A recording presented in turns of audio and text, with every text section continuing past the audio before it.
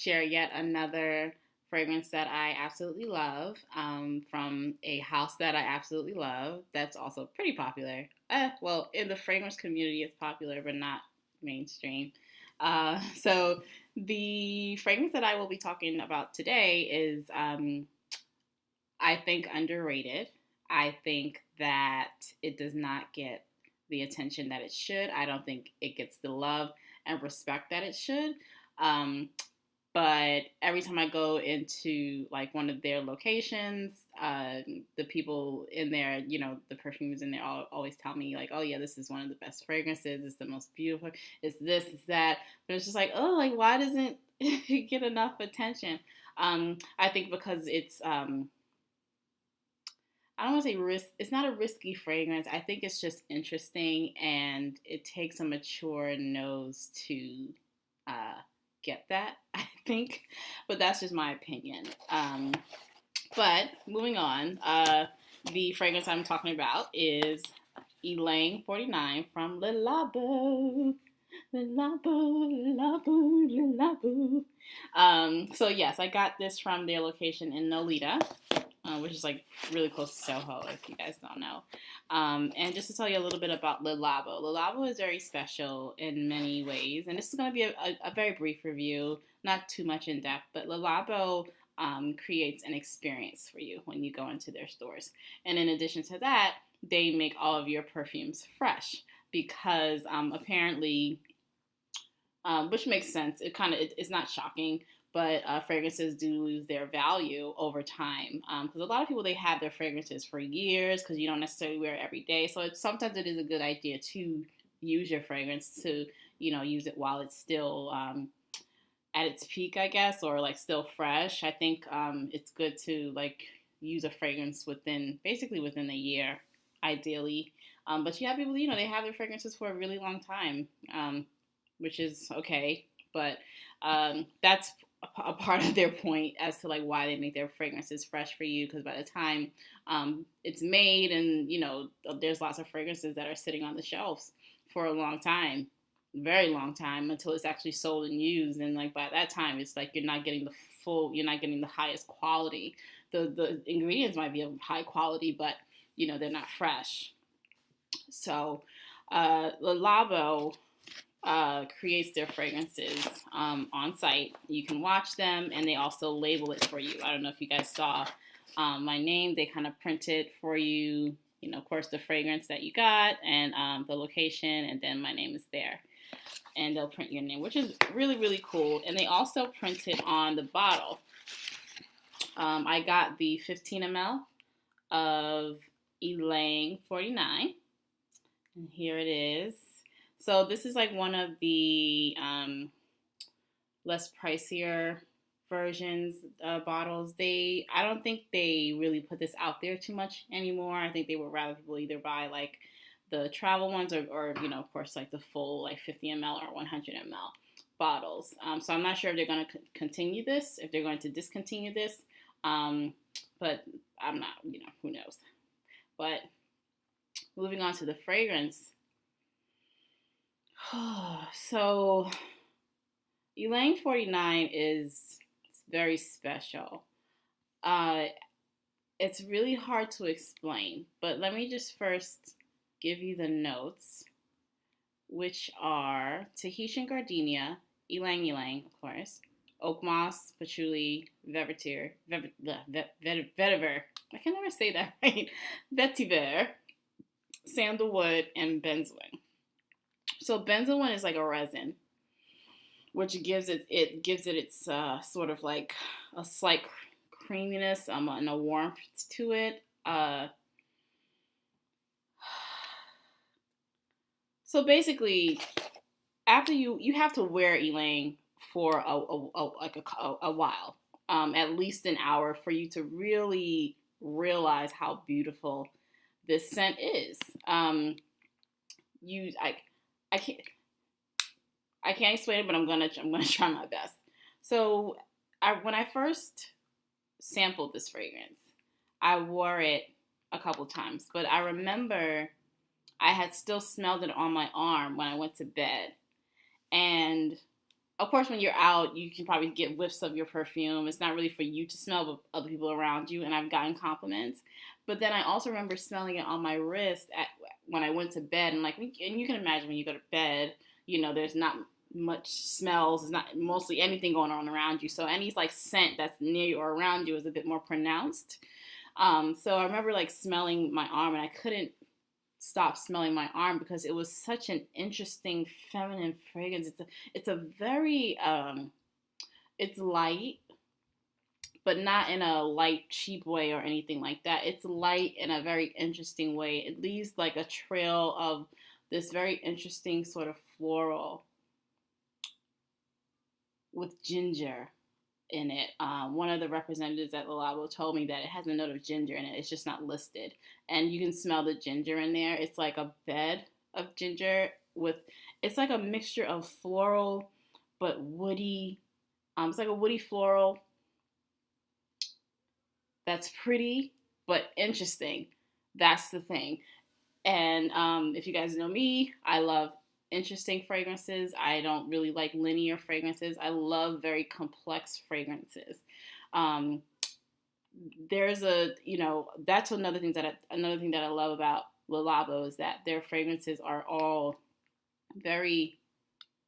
They all have this theme to them. I don't want to say it's like hipster, but it's just very artsy. Their fragrances are very cultured.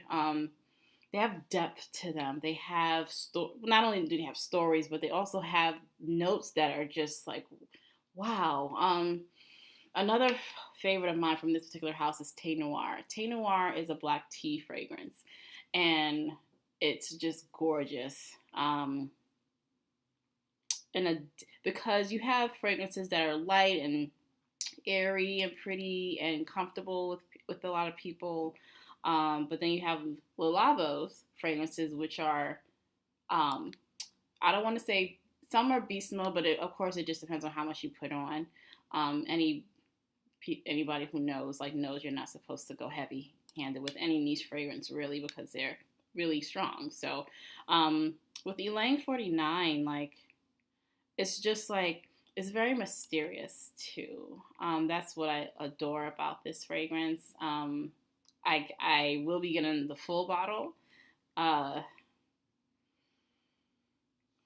But I think what happens also when people smell this fragrance for the first time, possibly in the store when you kind of sniff it a little bit, it won't turn you off, but it's just like, okay, what's happening? And it's not in a bad way. It doesn't stink. It's not animalic or anything like that. It's just deep and interesting. And so with Ylang 49, you have to give it time. This is one of those fragrances that you have to sample this. You need to sample it and give it some time for at least like a couple of hours for it to really bloom. And that's just my experience. But it's worth sampling. I really suggest people sample this when they get things from Le Labo, when they buy something from Le Labo. I don't think you should blind buy it. I think if you blind buy it, I wouldn't get the full bottle because it just depends on what you like in a fragrance. But this is definitely something you give time. This is not a spray and this is what it smells like. No, this when you go to work in the morning or whatever it is that you do, when you get up in the morning, you spray this on. I say spray this on right when after you moisturize, because you're supposed to moisturize before you put a fragrance on. But after you get out of the shower, after you moisturize, spray it on. So by the time you get dressed, leave the house, it'll have already started to process on your skin, and it'll have already started to bloom. That's my strong suggestion. And you really only need two sprays, and you're good for the rest of the day. This is also one of those fragrances that it's when it does develop on your skin over time, it's not as strong or heavy when you first smell it. It's not like that. So this is one of those fragrances that you have to give time, and you have to give it a chance.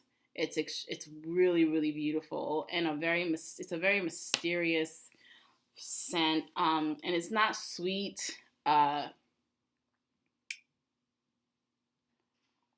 Sweet in a way that is, you know, vanilla, or any sweet. It's not sweet, uh, but it's like it has this sort of a boozy um, flair to it, but not in like a whiskey way. It's really hard to explain. It really, really is. If you go to one of the stores, they'll also tell you that this is a very complex fragrance, but it's a beautiful fragrance. It's not a bad fragrance at all. It's just, it takes a mature nose or just a person who is willing to let it develop on their skin. If you want something that just smells, I mean, when you smell it right away, it doesn't smell bad. It's just interesting. And it's not like, oh, it's not like you don't do that. You just, that is exactly what it is with people. It's so, because I've definitely been to stores where it's like you smell something and it's like, it's a turn off. Like, this is not it. The Ylang 49 is beautiful. Very underrated fragrance. It's not reviewed enough, so hopefully I can help the little guys of this house. Yeah, the Labo is a great house. Thé Noir is another favorite of mine. They're popular for Santal 33 and Rose 31. Even Oud 27. If you're a Oud lover, Oud 27 is very, only if you can handle it. It's definitely not for everybody, but that's another fragrance from the house that's risky, but it's also really popular and well loved if you are big on Oud. Definitely for that. Oud 27 is definitely for a man. But yes, please definitely check out Le Labo. They're not paying me to do this. It's just I think I've just been so inspired, not only because I am crazy about fragrances and I like talking about them, but I couldn't find reviews on the perfumes that I love. I'm like, gosh, this was a gorgeous fragrance, and I can't even find anybody talking about it. So yeah, not enough people talk about this. This is yet another fragrance that's really, really beautiful. You definitely should try it out. Is it an everyday fragrance? Yes, but it just depends on the number of sprays. If you wear it during the day, I think it's like a one spray kind of thing. And if you're the type to spray it on your clothes, I say 2 sprays and you should be fine for the day. You're not supposed to spray perfume on your clothes, but sometimes I do because I do like it to be on me. And this also depends on the item that I spray it on. There's some pieces of clothing, so even like sometimes on my jeans, or I do like to let scents linger. Yeah, I don't know why more people don't like this fragrance or talk about this fragrance, but it's beautiful. Fragrantica has some really, really great reviews, really honest reviews about this, and you'll also see that it's very interesting. It's very interesting. It's like nothing you definitely have not smelled anything like this. And it's like, it's different in a good way. It's not different in a bad way, or it's like weird or whatever, or you're something. No, it's a really, really beautiful fragrance. I remember even sampling when I sampled it. I remember spraying it on my wrist. I had this on one wrist, and then I think I had Bergamot 22 or what is the other one? It's not Thé Noir. Sorry, Iris 39. I'm big on Iris. I love Iris, and I remember smelling both. And I was trying to figure out which one I was gonna buy because I couldn't choose between either one. But I kept going back to Ylang 49, and by that time I'd had them on my wrists for a couple of hours, like a few hours actually. And I kept going back to Ylang 49. It was just so different. I loved what it smelled like. I just loved that it was interesting, and I kept going back to it. So it wasn't like something I just smelled, but it's like when you want to keep smelling something to make you feel better, that's how you know it's a great fragrance, and that's what Ylang 49 does. You just have to give it time.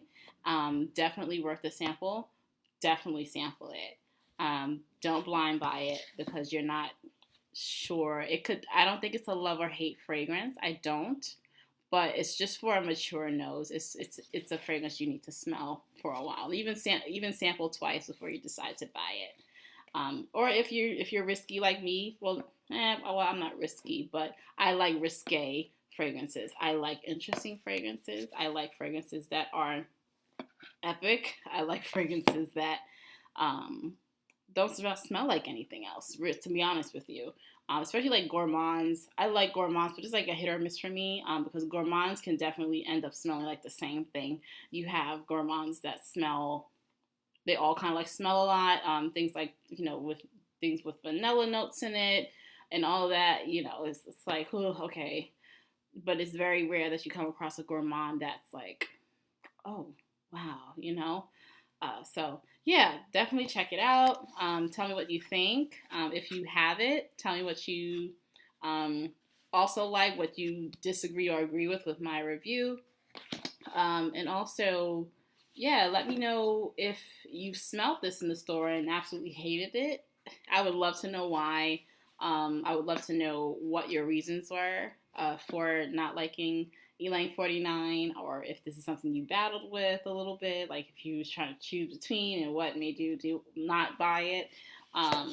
But yeah, definitely check it out. It's worth checking out. If you want a floral that is interesting, yes, try out Ylang 49 from the House of Labo. Bye!